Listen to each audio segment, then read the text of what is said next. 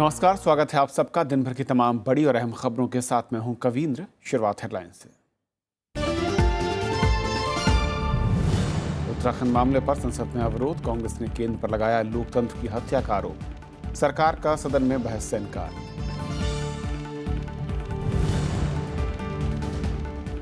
खत्म हो सकती है विजय माल्या की राज्यसभा सदस्यता। एथिक्स कमेटी की बैठक में चर्चा, जवाब के लिए 1 सप्ताह का वक्त।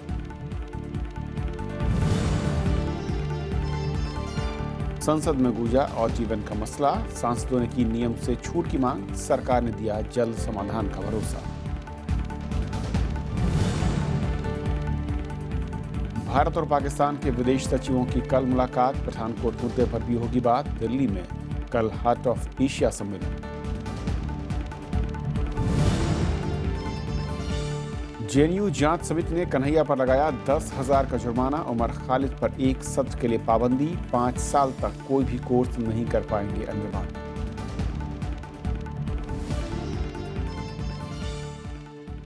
और आइए देखते हैं पहली खबर।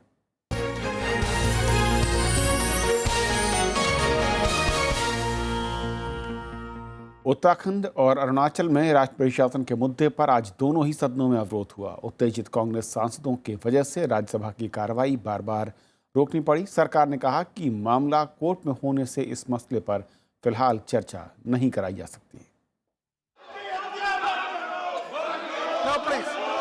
संसद सत्र के पहले दिन कांग्रेस समेत कई विपक्षी दलों ने उत्तराखंड और अरुणाचल में राष्ट्रपति शासन के मुद्दे को जोर शोर से उठाया।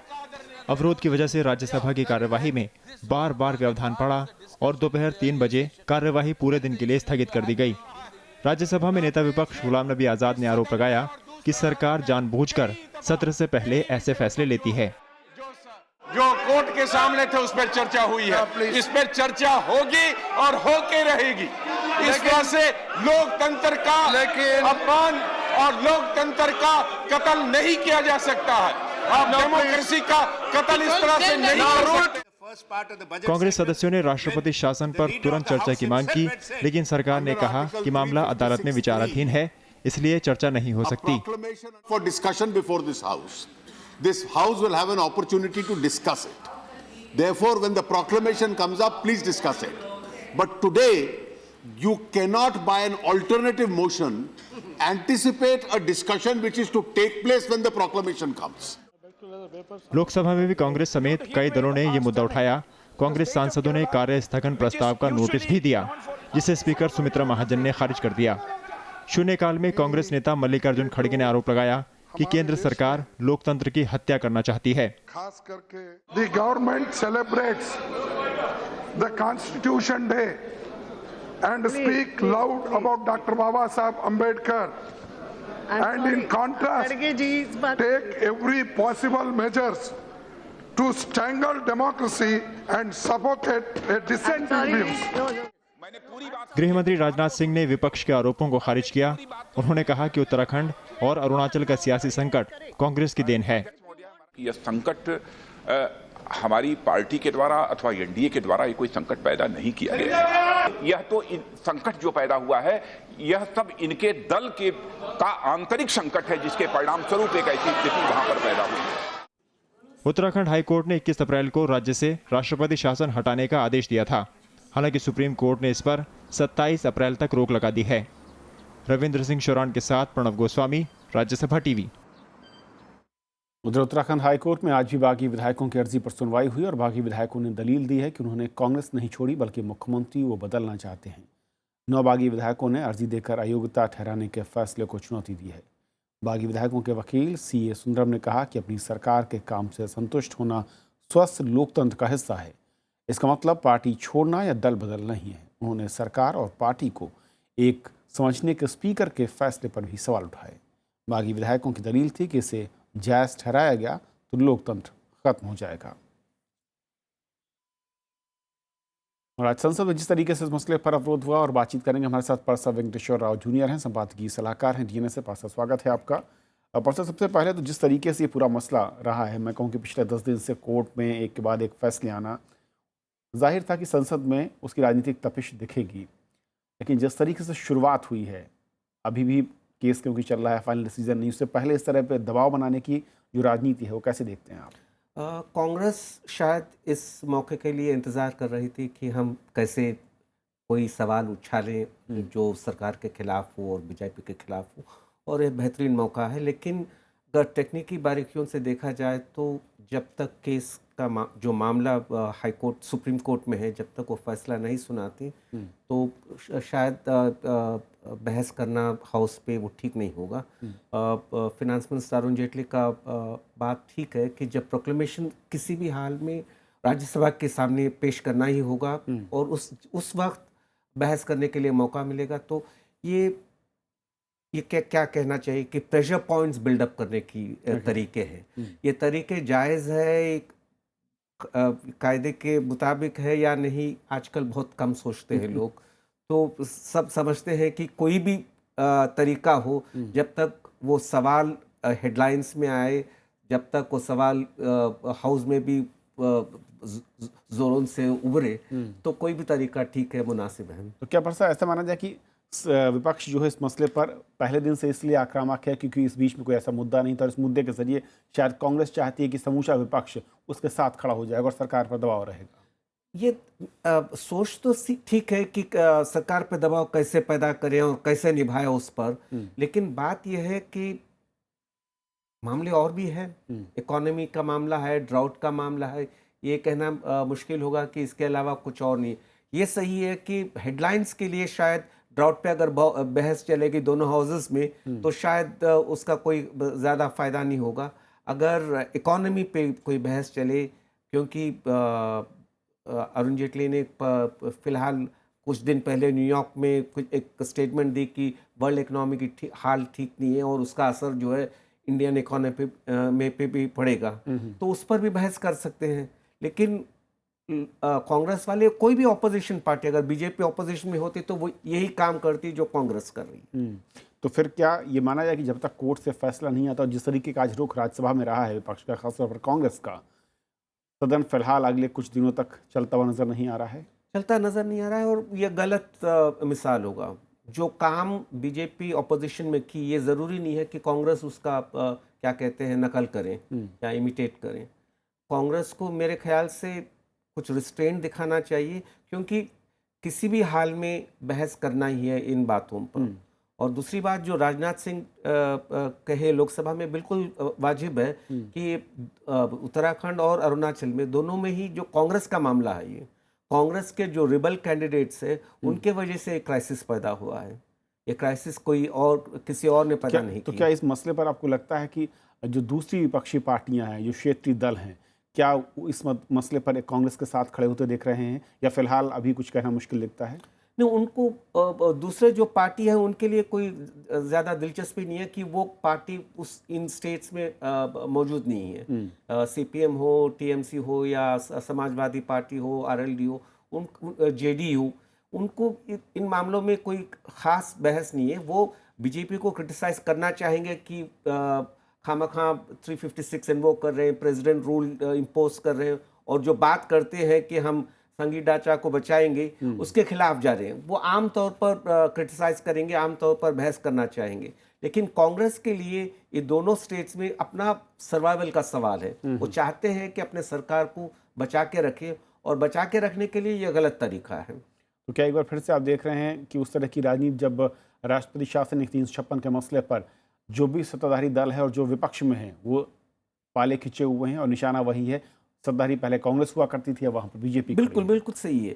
क्यों, जो भी अगर कांग्रेस गवर्नमेंट में होती और ऐसे कुछ क्राइसिस पैदा होता, वो जाकर प्रेसिडेंट्स रूल इम्पोज कर देते, क्योंकि कई सालों से, कई दशकों से हम देखते आ रहे हैं कि ज़्यादातर कांग्रेस सेंटर में रही, और वो 356 का जो इन्वोकेशन था, प्रेसिडेंट्स रूल का था, उनका ज़्यादा ही था अगर हिसाब देखा जाए तो।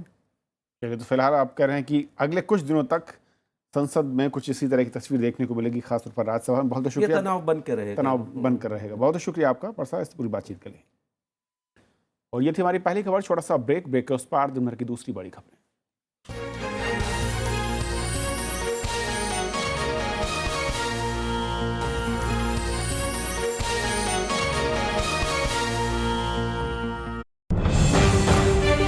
5 राज्यों में चुनाव का आगाज। सरकार के काम पर मतदाता की आवाज। राज्यसभा टीवी पर लगातार पल पल की खबर, हर खबर का असर, भरोसेमंद चेहरे, शानदार विश्लेषण। देखिए लोकतंत्र 2016 सोमवार से शुक्रवार शाम 7:30 पर सिर्फ राज्यसभा टीवी पर।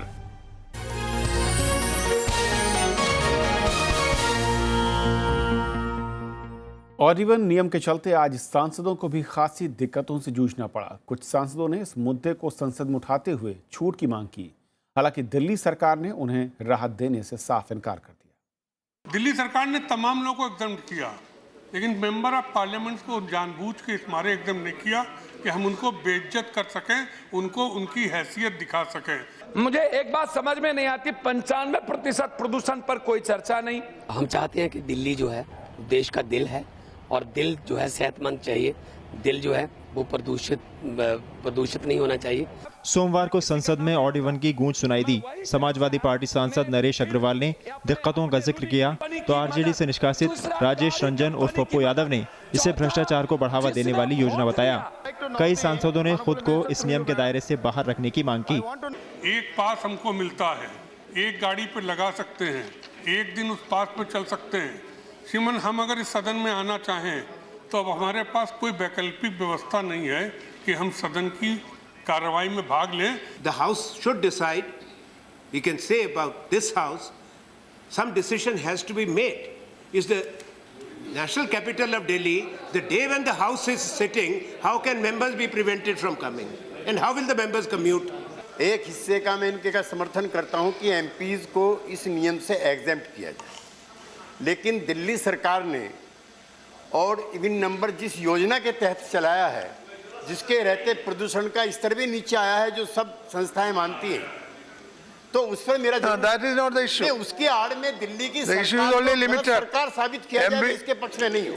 उपसभापति ने सरकार से मामले में दखल देने के लिए कहा है। I think this has to be taken up. Why not the Parliamentary Affairs Ministry take up the matter with the Delhi government?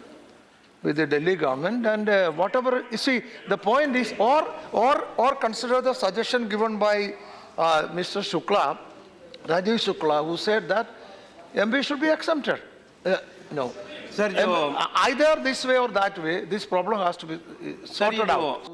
सरकार ने भी सांसदों को इसके जल्दी समाधान का भरोसा दिलाया है। ऑनरेबल मेंबर्स ने जो जिस बारे में सुझाव दिया है, उसके बारे में हम जो एप्रोप्रिएट अथॉरिटीज़ हैं उनसे हम डिस्कस करेंगे और हम चाहेंगे कि जो एमपीज़ की ड्यूटी है उस ड्यूटी में किसी तरह की बाधा न पड़े।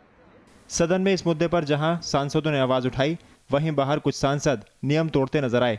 हालांकि कुछ ने मुहिम में सरकार का साथ दिया।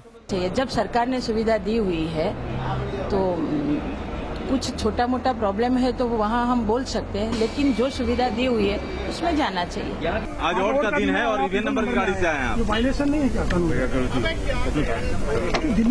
दिल्ली में 15 से 30 अप्रैल तक ऑड इवन का दूसरा दौर लागू है। संसद का सत्र 13 मई तक चलेगा। ऐसे में दिल्ली सरकार सांसदों से सहयोग की उम्मीद कर रही है। अनु दीवान के साथ विशाल दहिया, राज्यसभा टीवी। बैंकों का कर्ज न लौटाने वाले विजय माल्या की राज्यसभा की सदस्यता खत्म हो सकती है। आचार समिति में आज की बैठक इस मुद्दे पर चर्चा हुई। बैठक के बाद समिति के अध्यक्ष कर्ण सिंह ने कहा कि माल्या को नोटिस भेजकर 1 सप्ताह में जवाब मांगा जाएगा। उनका जवाब आने के बाद समिति 3 मई को बैठक में आगे की कार्रवाई तय करेगी। परिस्थिति जो डॉक्टर विजय माल्या के बारे में हमारे सामने थी, उसके ऊपर हमने गौर किया। कुछ हमने दस्तावेज मांगे भी थे बैंक से, वो भी हमारे पास आ गए और सारी परिस्थिति देख के हम इस नतीजे पे पहुंचे हैं कि इनको राज्यसभा से निष्कासित किया जाना चाहिए। और अब बात चुनावी खबरों की।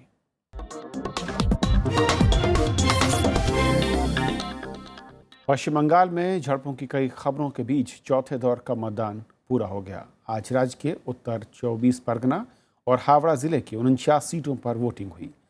गड़बड़ी के आरोप में आज करीब 250 लोगों को हिरासत में लिया गया। पश्चिम बंगाल में चौथे दौर के मतदान में सुबह से ही मतदाताओं में खासा उत्साह दिखा। सुबह 7 बजे से ही लोग मतदान केंद्रों में कतार लगाकर अपनी बारी का इंतजार करते दिखे। इस दौर में 1 करोड़ से ज्यादा मतदाताओं को वोट डालना था। अपने मुद्दों को लेकर लोग खासे जागरूक दिखे। हम लोग चाहता है जो एक अच्छा गवर्नमेंट हो, without any blemish and everything, we can get more advantage. इस एरिया में अभी तो डेवलप बहुत हो गया पहले से, और भी डेवलप हुए, इसीलिए इसकी उम्मीद से हम बहुत मतदान करते हैं। 3 बजे तक सूबे के 67% से ज्यादा वोटरों ने अपने मताधिकार का इस्तेमाल कर लिया था। शाम होते होते इस तादाद में काफ़ी इजाफा हो गया और राज्य में पिछले चरणों की तरह अच्छा मतदान दर्ज किया गया। इस दौर के 345 उम्मीदवारों में कई चेहरे ऐसे हैं जिन पर पूरे प्रदेश की नज़रें टिकी हुई हैं। इनमें सूबे के वित्त मंत्री अमित मित्रा, मंत्री चंद्रिमा भट्टाचार्य, प्रत्यय बसु, पूर्णेंदु बसु, अरूप रॉय, हैदर अजीज, राजीव बनर्जी और कमर हटी से राज्य के पूर्व परिवहन और खेल मंत्री मदन मित्रा चुनावी मैदान में थे। मदन मित्रा शारदा मामले में फिलहाल जेल में हैं। बीजेपी के इकलौते मौजूदा विधायक सामिक भट्टाचार्य बशीरहट दक्षिण से चुनावी मैदान में रहे। उत्तर हावड़ा से बीजेपी की रूपा गांगुली का सीधा मुकाबला पूर्व क्रिकेटर और टीएमसी उम्मीदवार लक्ष्मी रतन शुक्ला से था। कांग्रेस ने यहां संतोष पाठक को उतारा। राज्य की कुल 294 विधानसभा सीटों में से 216 सीटों पर 4 चरणों में मतदान हो चुका है। बाकी बचे 2 चरणों में 30 अप्रैल को 53 सीटों और 5 मई को 25 सीटों पर मतदान होगा। मतों की गिनती 19 मई को होगी। पंचानन मिश्रा, राज्यसभा टीवी।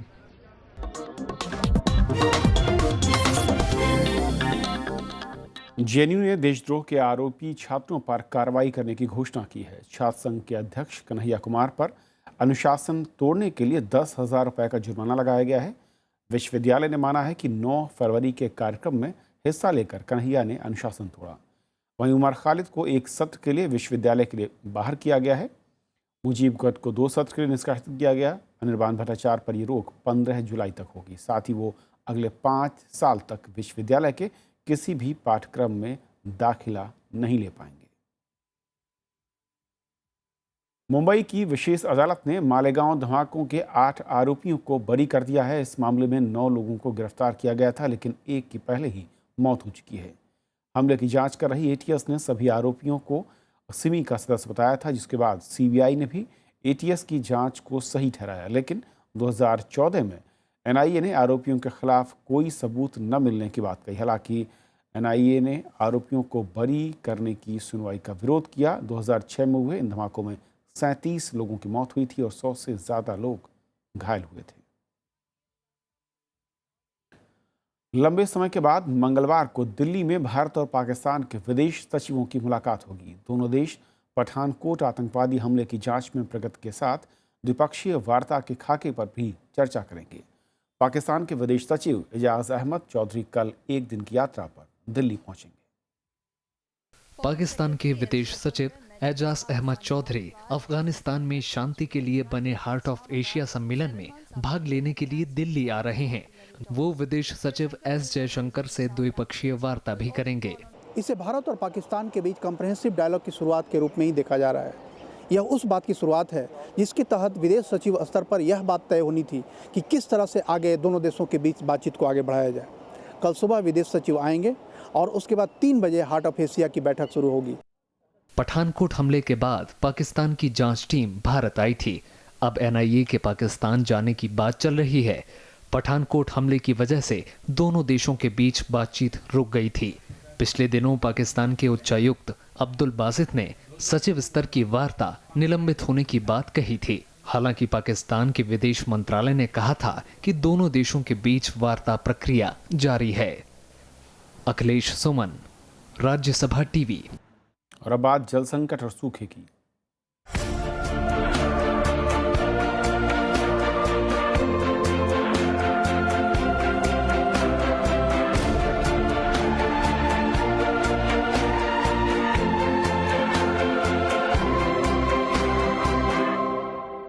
महाराष्ट्र सरकार सूखे से निपटने के लिए विश्व बैंक से 5,000 करोड़ रुपए का कर्ज लेगी। मुख्यमंत्री देवेंद्र फडणवीस ने आज इसका ऐलान किया।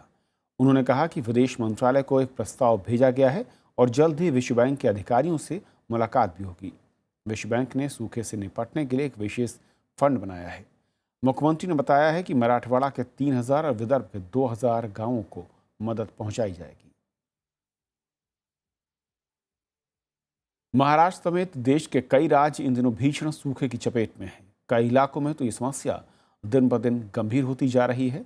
इधर ताज नगरी आगरा के लोग भी पानी की कमी से जूझ रहे हैं। हालात इस कदर खराब हैं कि लोगों को अब पानी खरीदना पड़ रहा है। पेश है यह खास रिपोर्ट। कुएं में रस्सी के सहारे उतरती ये महिला ना तो किसी सर्कस में काम करती है और ना ही इस करतब के लिए इसे पैसे मिलते हैं। अगर इस कड़ी मेहनत के लिए इसे कुछ मिलता है तो वो है चंद पानी की बूंदें। ये तस्वीर है कर्नाटक के बेलगावी गांव की, जो ये बताने के लिए काफी है कि किस कदर ये इलाका सूखे की चपेट में है। ಕುಡಿಲಿಕ್ಕೆ ನೀರು ಸಾಲಲ್ಲ ಅರ್ಧ ತಾಸಿಗೆ ಒಂದು ಕೊಡ ತುಂಬುತ್ತೆ। ಹೀಗಾದ್ರೆ ನೀರಿನ ಪರಿಸ್ಥಿತಿ ತುಂಬಾನೇ ಇದೆ, ಬಿಸಿಕಾಲ ಬೇರೆ, ಹೀಗಾಗಿ ಜನ ಹೇಳಿದ್ರು ಕೇಳಲ್ಲ, ಹಗ್ಗ ಹಿಡ್ಕೊಂಡು ತೆಳಗಿಳಿತಾರೆ। वहीं महाराष्ट्र के मराठवाड़ा समेत कई इलाके भी सूखे की चपेट में हैं। राज्य के कृषि मंत्री भी इस बात से इनकार नहीं करते। महाराष्ट्र में और विशेष रूप में मराठवाड़ा में पानी की बहुत किल्लत है। भारी सूखा यहाँ पर पड़ा हुआ है। पीने के पानी की भी बहुत सारी किल्लत यहाँ पर है, मराठवाड़ा में ज़्यादा करके है। इधर ताज नगरी आगरा में हर रोज हजारों सैलानी ताजमहल देखने आते हैं, लेकिन इस शहर की एक दूसरी तस्वीर भी है। वो है पानी की तलाश में दर दर भटकते लोग। यमुना किनारे बसा ये शहर इन दिनों पानी की भारी कमी से जूझ रहा है। लोगों की आय की बड़ी रकम पानी खरीदने में ही खर्च हो जाती है। पता ही नहीं है यहाँ पे, बिल्कुल 100-200 रुपए कमाते हैं, 40-50 रुपए का पानी भरवाते हैं। कई बार लोग आए कि पानी नल चालू हो जाएंगे, नल पानी बिल्कुल नहीं आता है। शहर के ज्यादातर नलकूप सूख चुके हैं। लोगों को पानी की तलाश में पसीने से पानी होना पड़ रहा है। लोग टूटी पाइपलाइन से पानी जमा कर उसका इस्तेमाल करने पर मजबूर है। देश के 10 से ज्यादा राज्य इस समय सूखे की चपेट में हैं। ऐसे में अगर तुरंत राहत कदम नहीं उठाए जाते तो संकट और गहरा सकता है। Bureau report, Rajya Sabha TV.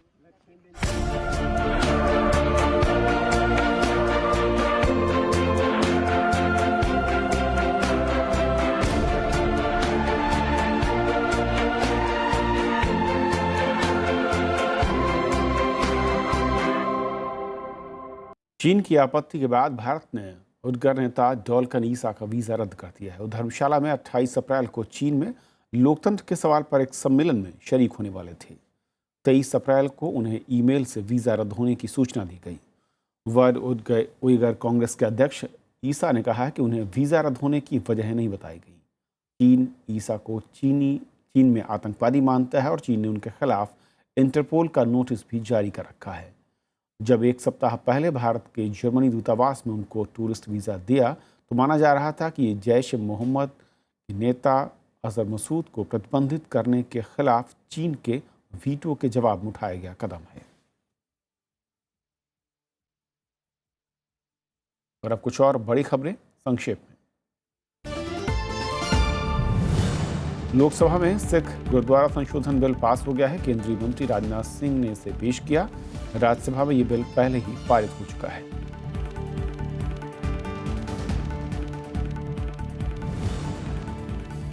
आधार कार्ड को मनी बिल के तौर पर संसद में पास करने के मामले में 6 मई को सुप्रीम कोर्ट में अगली सुनवाई होगी। अदालत ने अटॉर्नी जनरल मुकुल रोहतगी को अगली तारीख पर कोर्ट में पेश होने के लिए कहा है। मंगलवार को सुप्रीम कोर्ट में आईपीएल के मैच महाराष्ट्र से बाहर कराने के मामले की सुनवाई होगी। इस मामले में मुंबई क्रिकेट एसोसिएशन ने बॉम्बे हाई कोर्ट के आदेश को चुनौती दी है। आभूषणों पर 1% उत्पाद शुल्क लगाने के सरकार के फैसले के खिलाफ सराफा कारोबारी एक बार फिर हड़ताल पर चले गए हैं। फिलहाल ये हड़ताल 3 दिन के लिए की गई है।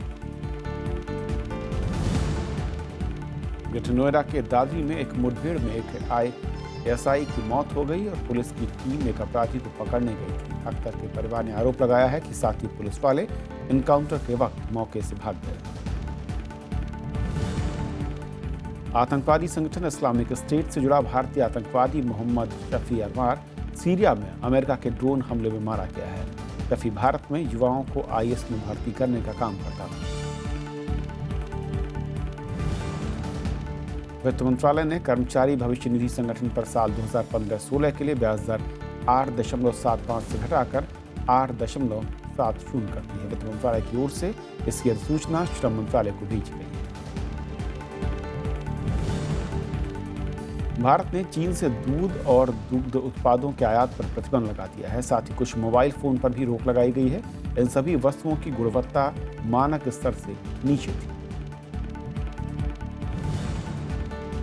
कारोबारी हफ्ते के पहले दिन शेयर बाजार में गिरावट दर्ज की गई। सोमवार को सेंसेक्स 159 अंक गिरा, वहीं निफ्टी में भी 44 अंकों की गिरावट आई।